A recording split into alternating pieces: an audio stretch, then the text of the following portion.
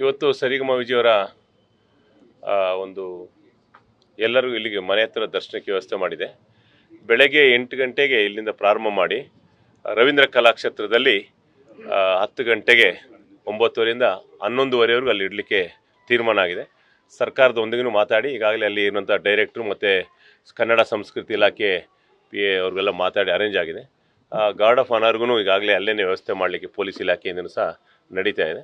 ಇದಾದ ನಂತರ ಅಲ್ಲಿಂದ ಚಾಮರಾಜಪೇಟೆಗೆ ತೊಗೊಂಡೋಗಿ ಚಿತಾಗಾರದಲ್ಲಿ 12 ಗಂಟೆಗೆ ಅಲ್ಲಿ ಸೌದೆನಲ್ಲಿ ನಮ್ಮ ಬಲಿಜ ಸಮುದಾಯದ ಪ್ರಕಾರ ಅವರಿಗೆ ಅಂತಿಮ ಕ್ರಿಯೆಯನ್ನು ಅರ್ಪಿಸಲಿಕ್ಕೆ ಒಂದು ತೀರ್ಮಾನ ಆಗಿದೆ. ಎಲ್ಲರೂ ಎಲ್ಲ ಕುಟುಂಬದ ಸದಸ್ಯರು ಹಿರಿಯರು ಸೇರಿಕೊಂಡು ನಮ್ಮ ವೇಣುಗೋಪಾಲ್ ನಾಯ್ಡು ಸರ್ ಇದ್ದಾರೆ ಮತ್ತು ಎಲ್ಲರೂ ಮಕ್ಕಳು ಮತ್ತು ನಮ್ಮ ಅಕ್ಕವರು ಧರ್ಮಪತ್ನಿ ಅದೊಂದು ಮಂಜುಳಾ ಅವರು ಮೇಡಮು ಮತ್ತು ಎಲ್ಲ ಹತ್ರ ಕೂತ್ಕೊಂಡು ತೀರ್ಮಾನ ತೊಗೊಂಡಿದೆ.